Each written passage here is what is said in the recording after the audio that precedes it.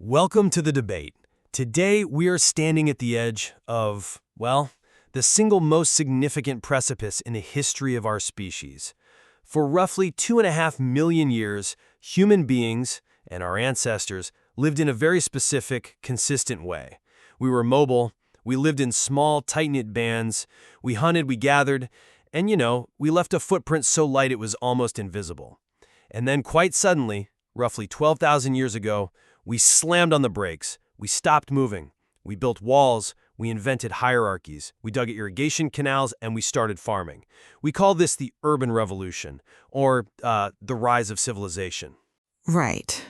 It's the moment we allegedly tamed the world, both the wilderness outside and, I guess, the wilderness inside ourselves. But the question that really haunts the archaeological record, and the one that keeps experts up at night, is why? Why on earth would anyone give up the relative freedom, the better diet, and the leisure of a hunter-gatherer lifestyle for the backbreaking labor of the plow, the taxes of the state, and, well, the disease vectors of a dense city? On paper, it looks like a terrible deal. It does. It looks like a downgrade in quality of life, at least initially. And that is exactly where we find ourselves today. The central question we are debating is this: was this monumental shift a material necessity, a desperate survival mechanism triggered by a climate apocalypse and the simple need for calories? Or was it, as I suspect you are going to argue, a project of vanity, spirit, and social complexity that actually preceded the farm? I am taking the position that civilization is, at its core, a survival strategy. It's about food security, geography, and environmental adaptation. And I come at it from a different way. I'm sorry, but I just don't buy the idea that we are merely biological machines looking to fill our stomachs. My position is that the urge to congregate, to create art, to worship, and to build distinct identities came first. We didn't settle down because we were hungry. We settled down because we were lonely, or perhaps because we were awestruck. The society, in a sense, created the need for the farm, not the other way around. A poetic sentiment, and I do appreciate the romance of it, but I prefer to look at the thermodynamics of the situation. Let's look at the timeline, because I think it pretty much closes the case for the materialist view. The timeline of human settlement isn't dictated by dreams or temples. It is dictated by the weather. Specifically, the period between 10,800 and 9,600 BCE. The Younger Dryas. The Younger Dryas. Exactly. For our listeners who might not be climatologists, we need to understand the scale of this.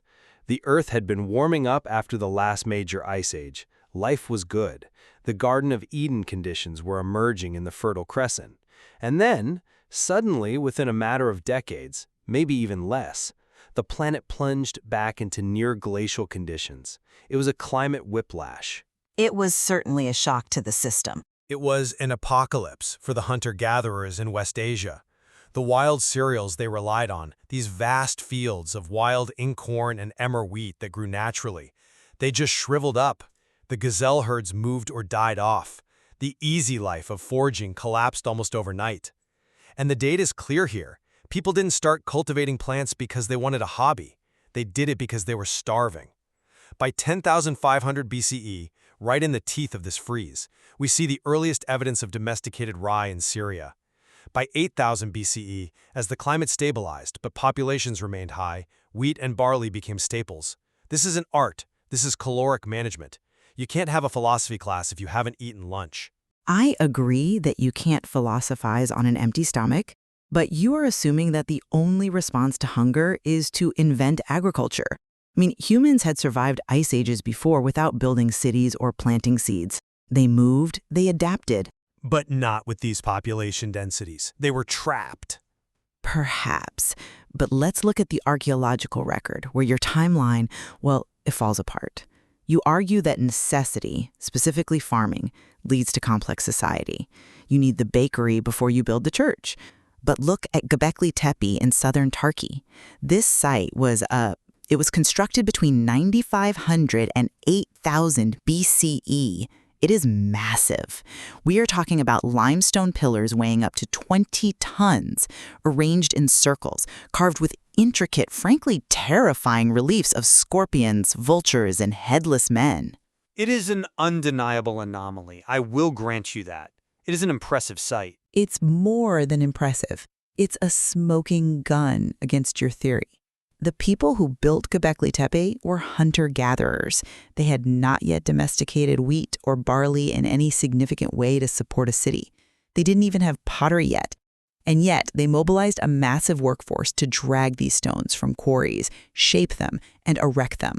This proves that religion and ritual brought people together first.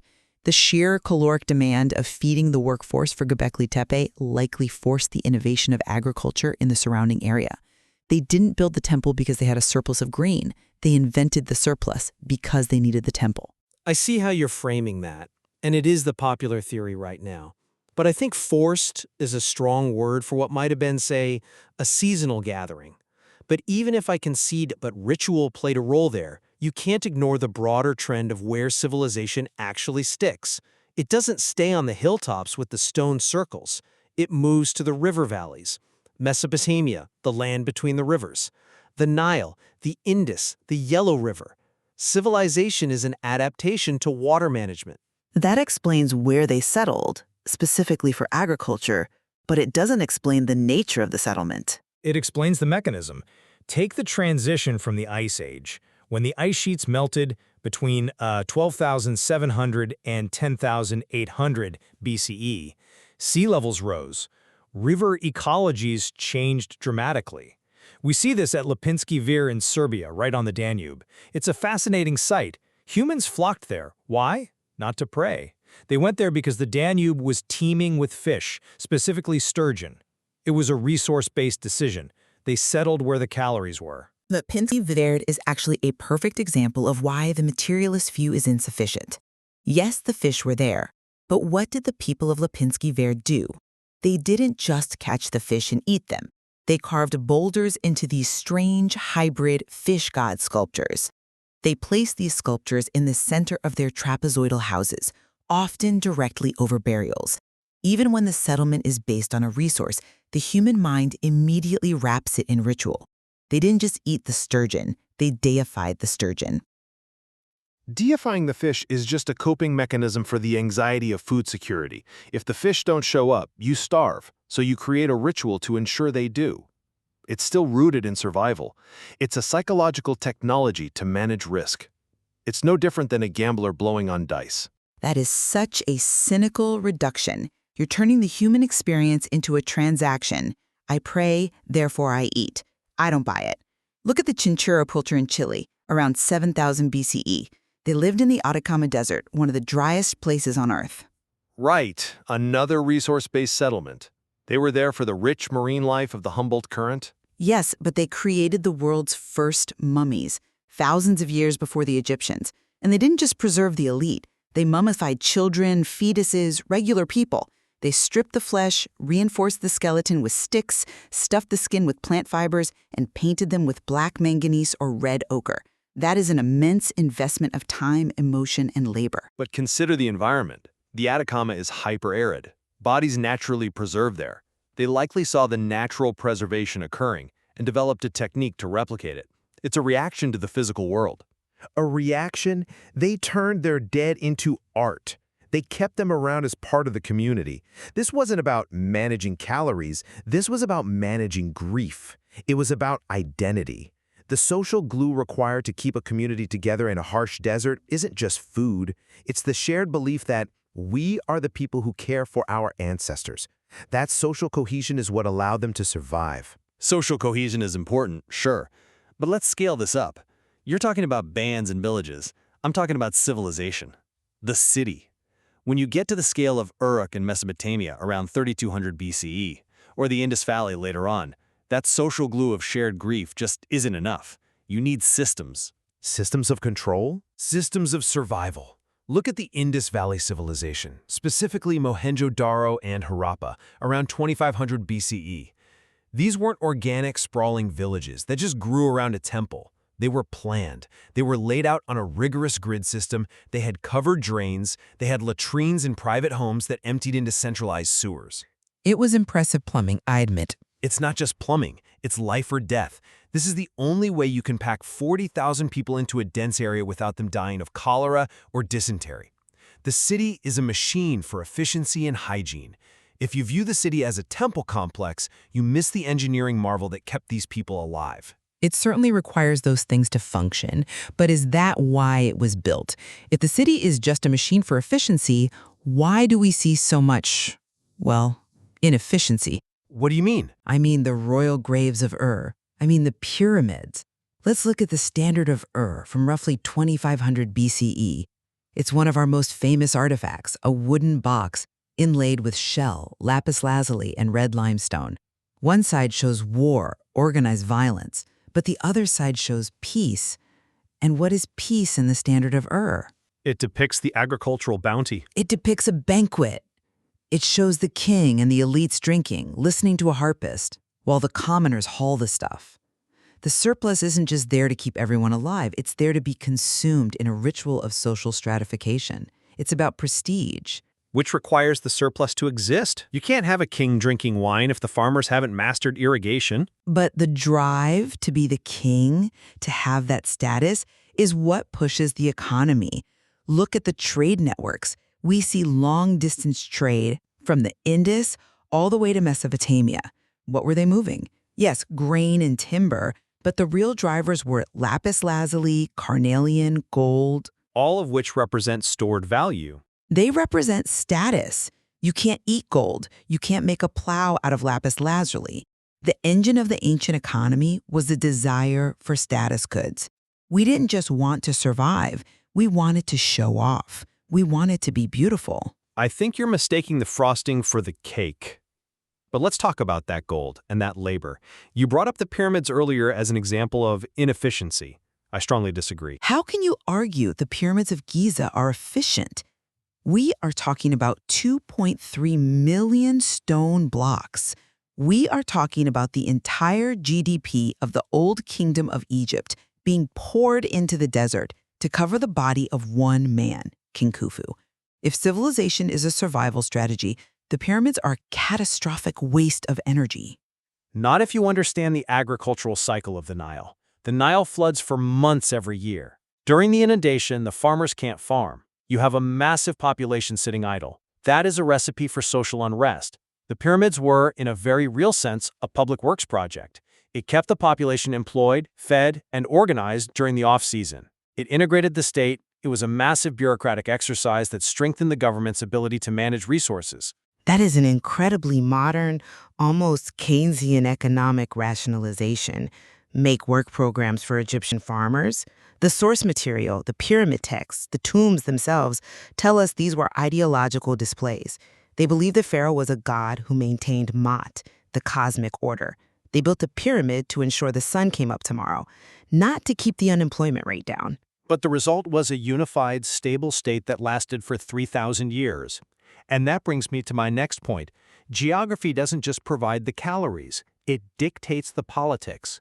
This is the concept of geographic determinism. I've always found determinism to be a bit reductive. It strips people of agency. It's not about stripping agency. It's about acknowledging reality. Compare Egypt and Sumer.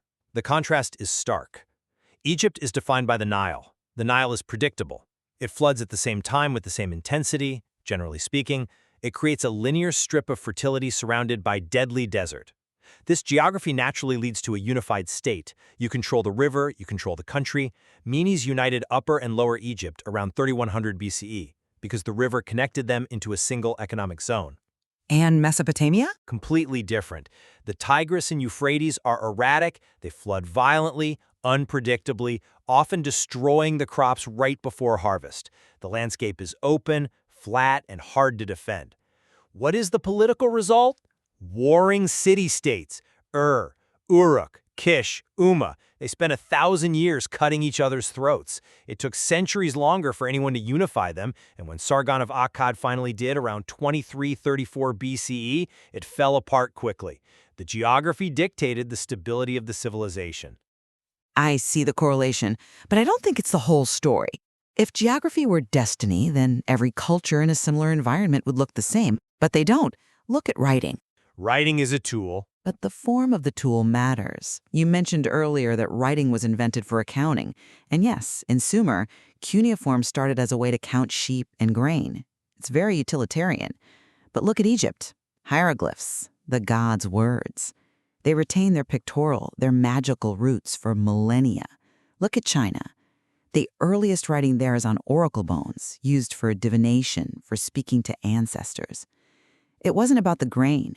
It was about the future. But ultimately, they all evolve into administrative tools. Hammurabi's Code in Babylon. Hammurabi's Code, exactly. It wasn't just a list of fines. The stele shows the god Shamash handing the laws to the king.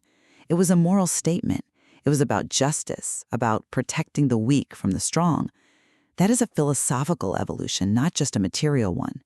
And if we look at the Americas, the cults before city theory holds up even better. You're referring to the Olmecs? The Olmecs, and even earlier the Chavin culture in the Andes. We see massive ceremonial centers, platform mounds, and jaguar iconography appearing before we see the kind of dense urban housing you see in Mesopotamia.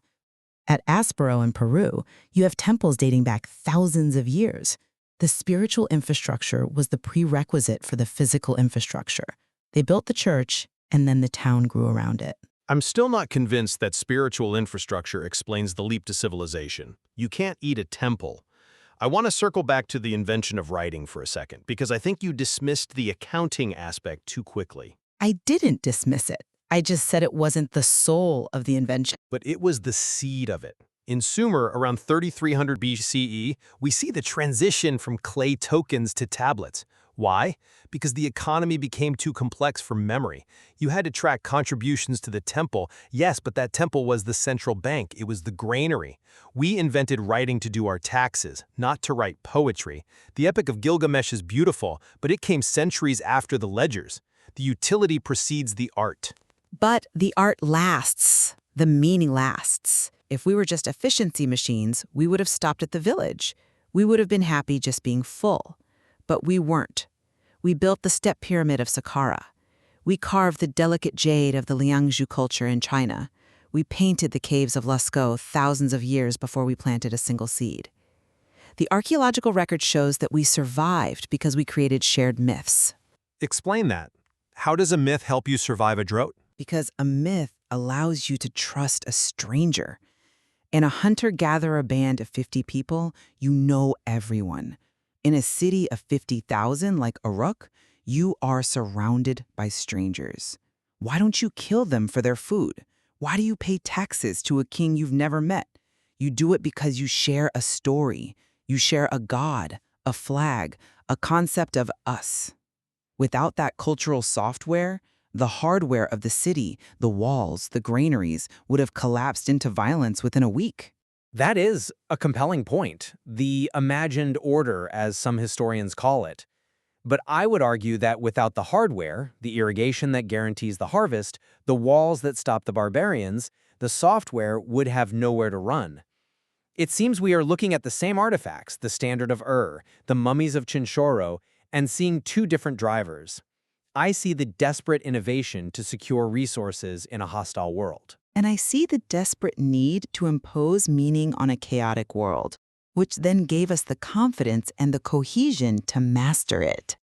It is a complex feedback loop, isn't it?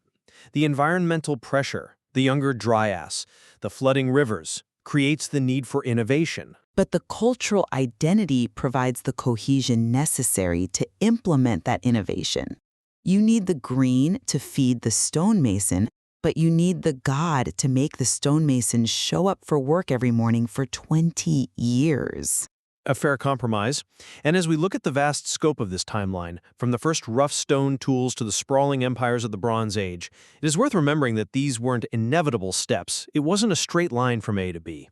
Absolutely not. There were dead ends, there were collapses, there were societies that chose not to farm. Exactly. These were choices made by our ancestors, driven by both hunger and hope. They looked at a changing world and decided to reshape it. And I would encourage our listeners to look at the specific artifacts we mentioned today. Pull up an image of the Narmer palette. Look at the eyes of the statues from Tel Asmark. They are not just old rocks.